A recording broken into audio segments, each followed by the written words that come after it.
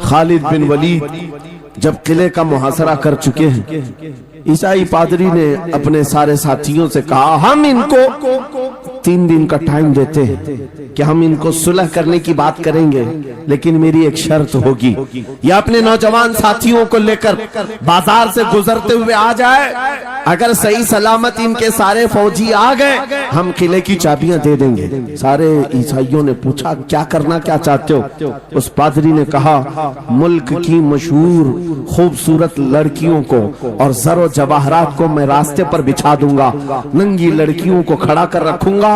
जब खालिद बिन वलीद की फौज यहाँ से गुजरेगी, नौजवान है, नफ्स भड़कता है, और इस तरह से एक नौजवान को खरीदने के लिए 2 ही चीजें होती हैं, एक औरत है, दूसरी दौलत है, और नौजवान इसमें फिसल जाता है। मैं जानता हूं कि जब ये दोनों चीजें सजा कर रख दी जाएं, खालिद बिन वलीद के ये लश्करी टूट पड़ेंगे औरतों पर और दौलत पर, हम आसानी से इन पर काबिज हो जाएंगे। सबने वाह वाह किया, तालियां बजाई, और पादरी आकर खालिद बिन वलीद से कहता है, हम आपसे लड़ना नहीं चाहते, हम आपसे मुकाबला नहीं करना चाहते, आप 3 दिन के बाद अपने लश्करियों को लेकर इस बाजार से गुजरते हुए आ जाइए, सही सलामत अगर आप पहुंच गए तो किले की चाबियां आपके हवाले कर दूंगा।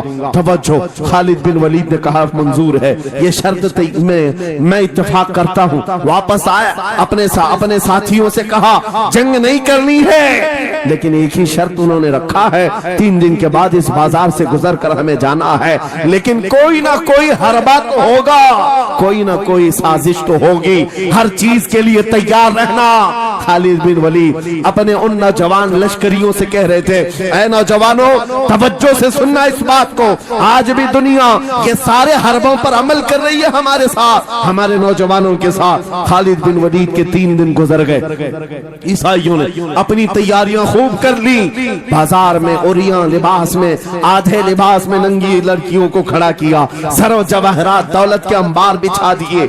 जब खालिद बिन वलीद के सिपाही मैदान में गुजरते हुए उस बाजार में आते हैं, पहला कदम रखा था, नजरें पड़ गई, खालिद बिन वलीद रुक गए, पलट गए, अपने लश्करियों से कहा, वही आज मैं तुमसे कह रहा हूं। उन्होंने कहा था, ऐ नौजवानों, ऐ रसूलुल्लाह के शहदाइयों, तुम्हारी इम्तिहान का दिन है, आज तुम्हारे इम्तिहान का दिन है, अगर तुम्हारा कदम फिसल गया, सुबह क़यामत तक तुम पर लानतों की फटकार होगी, और अगर जमा रहा, सुबह क़यामत तक अल्लाह की रहमत के फूल बरसाए जाएंगे। नौजवानों ने पूछा, करना क्या है हमें, आज कौन से इम्तिहान में कामयाब होने का तरीका क्या है इस इम्तिहान में? खालिद बिन वलीद ने कहा, कुछ न करना, बस अपने रसूल की सुन्नत पर अमल करना।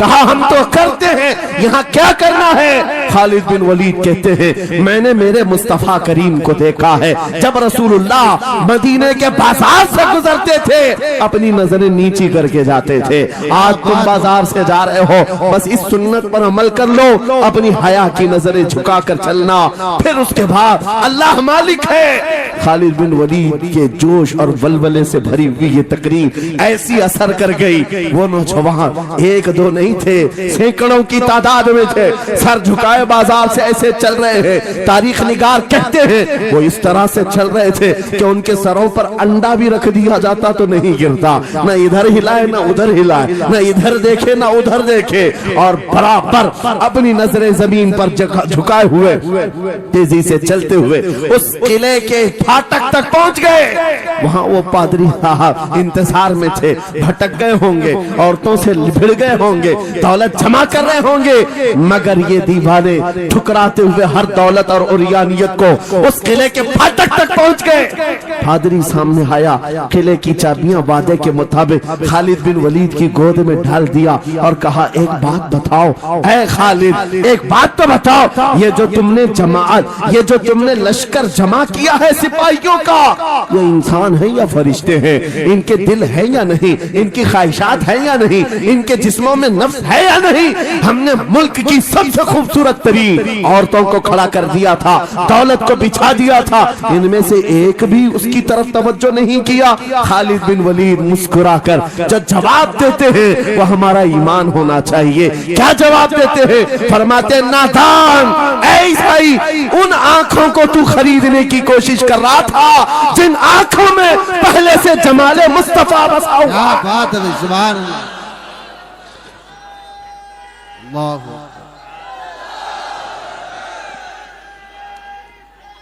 یا رسول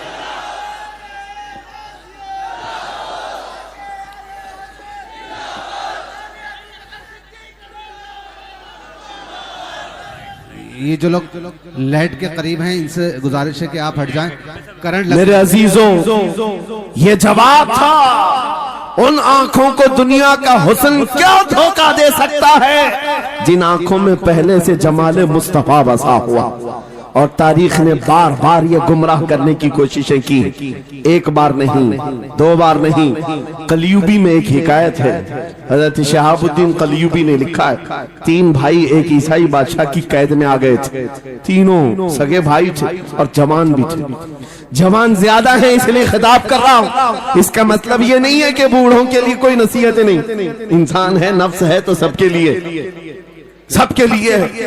3 جوان قید میں آ گئے بادشاہ نے ان کو آفر دیا کہ میرے دین میں آ جاؤ میں سپاہی بنا لوں گا وزیر بنا لوں گا مگر وہ رسول اللہ کے غلام تھے میرے آقا کے شہدائی تھے کہا اتنی آسانی میں تو ہم دین نہیں بیچ سکتے توجہ ہے نوجوانوں یہ سب تمہارے ساتھ ہو رہا ہے دولت تمہیں دکھا کر حسن تمہیں دکھا کر اگر دنیا خرید سکتی ہے تو لعنت ہے ایسے تمہاری زندگی پر چپ ہے پھر وہ کیسا ایمان والا ہے کیسا مسلمان ہے جس نے اپنے نبی کی محبت کو ہلکی چیز میں بیچ دیا اس کا کوئی تعلق نہیں ہے الا لا ایمان لمن لا محبت اعلیٰ حضرت نے لکھا ہے اس کا ایمان ہی نہیں جس کے دل میں میرے آقا کی محبت نہیں کیا بات ہے اگر محبت ہے تو سودا نہیں کرو گے 3 بھائی ایک بادشاہ کی قید میں آ گئے اور ان کو آفر دیا گیا دین بدل لو ہمارے دین میں آ جاؤ چھوڑ دیں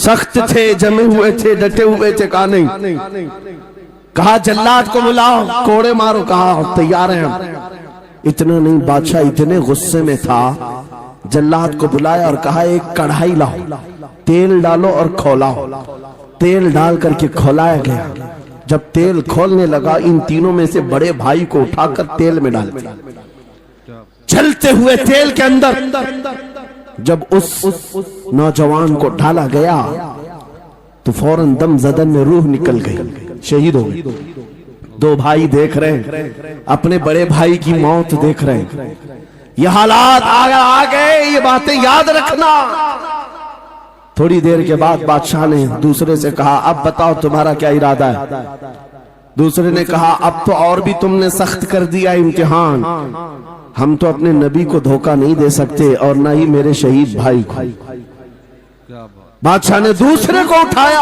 تیل میں ڈال دیا کھولتے ہوئے تیل میں ڈال دیا 2 شہید ہوئے تیسرا جو تھا وہ 22 سال 25 سال کے بیچ کا تھا یہ بھری جوانی ہے انگارہ ہوتا ہے ہر نوجوان کو یہ لگتا ہے کہ یہ دن ہمارے عیش کے ہیں دنیا میں جہاں چمکتی ہوئی چیز کو دیکھتا ہے دل دے بیٹھتا ہے ماں باپ سے بھاگ جاتا ہے گھر بار کو چھوڑ دیتا ہے اس کو ہر اچھی چیز بری لگنے لگ جاتی ہے یہ عمر بڑی خطرناک منزل پہ آ جاتی ہے اے نوجوانوں جو اس عمر میں بچ گیا انشاءاللہ وہ آگے بھی بچ جائے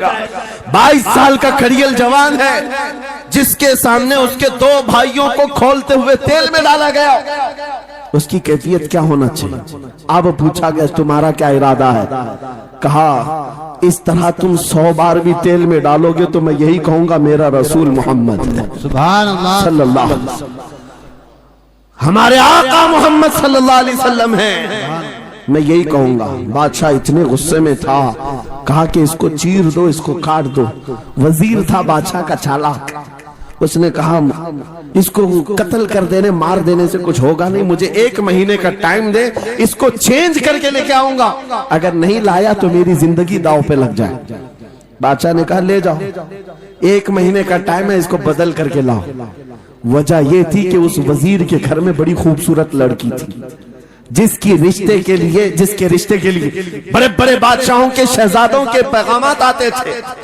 وزیر ایسا تھا کہ اس ایک نوجوان پر اپنی پوری محنت صرف کرنا چاہتا تھا گھر لایا کمرے میں رکھا اچھی غذائیں دی کہا میں تجھے مارنا نہیں چاہتا کچھ نہیں تو اپنی अपनी जिंदगी में मस्त रहे। उस नौजवान ने कहा ठीक है। उसके बाद अपनी बेटी को लगा दिया, ए बेटी तेरे पास तेरे बाप को बचाने के लिए एक ही काम है, इस जवान का दिल जीत करके ले आ, बादशाह से जो चाहे तुझे दिला दूंगा। उस लड़की ने कहा ये तो चुटकी का काम है मेरा।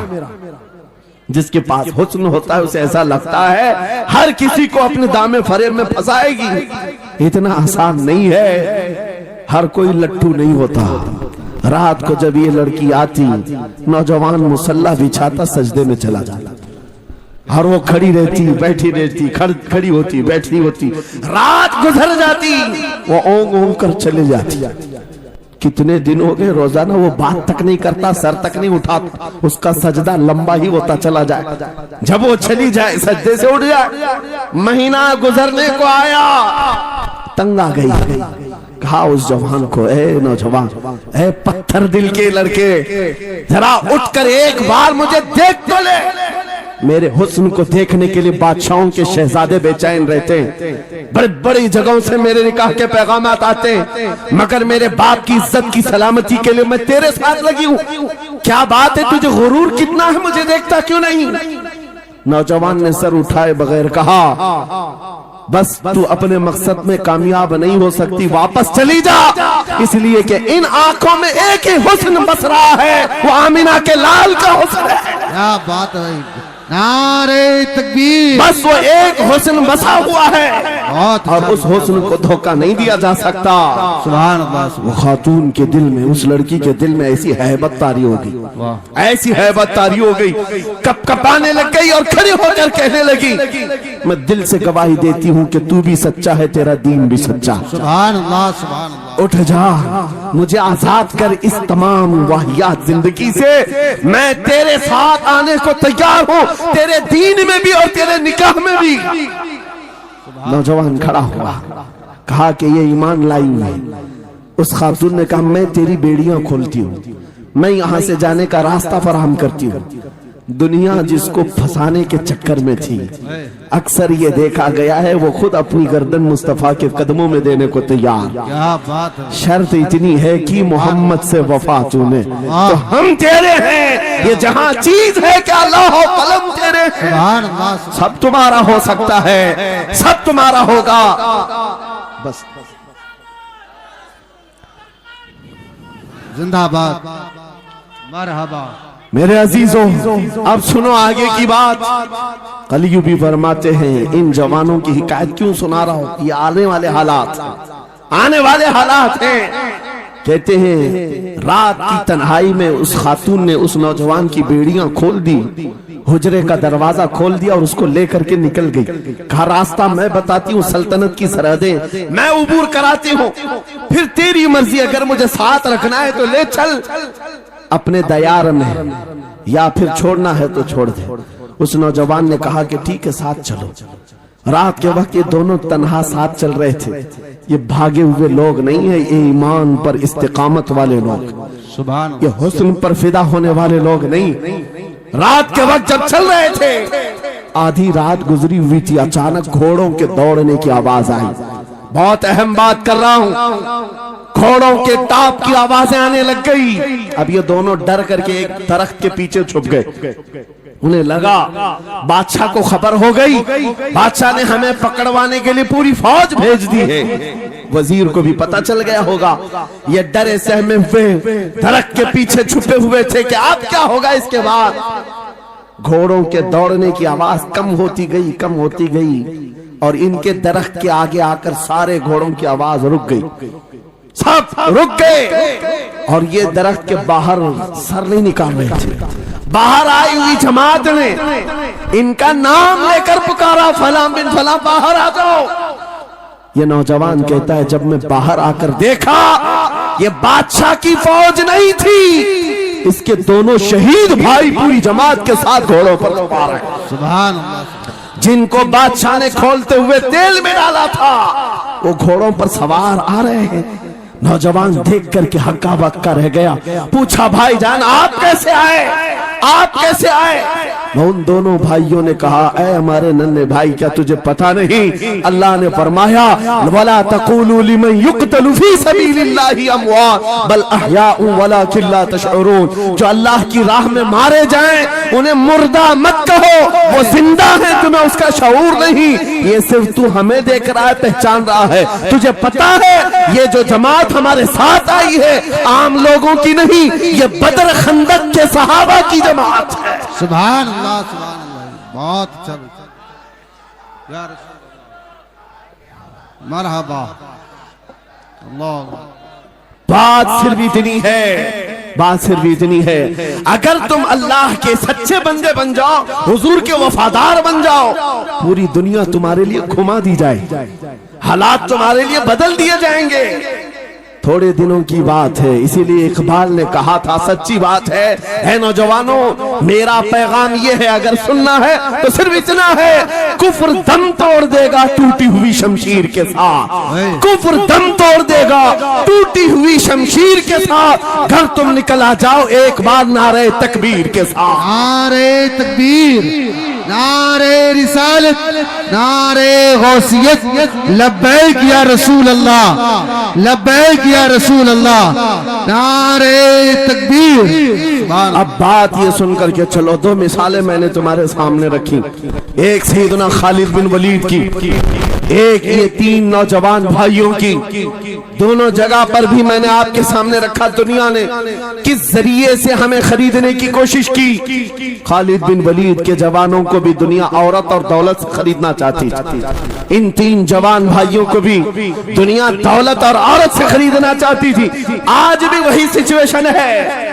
आज अगरचे सामने तुम्हारे सामने नहीं लाया जाता, लेकिन हर एक की मुट्ठी में इंटरनेट पहुंचा करके, गंदी तस्वीरें तुम्हारे सामने पहुंचा करके तुम्हारे ईमान को खरीदने की दुनिया कोशिश में लगी हुई है। आपको पता है पूरी दुनिया की सबसे बड़ी इंडस्ट्री पोर्नोग्राफी की है।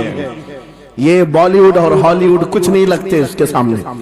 पोर्नोग्राफी जो और यहाँ गंदी फिल्में बनाने वाली इंडस्ट्री सबसे बड़ी है, करोड़ों अरबों डॉलर उसमें खर्च किए जाते हैं। किस वजह से? तुम्हारी आंखों की हया खत्म हो जाए, तुम्हारे ईमान का कत्ल हो जाए। आज नौजवान ये समझता है मेरी मुट्ठी में मोबाइल है, मुझे कौन देख रहा है।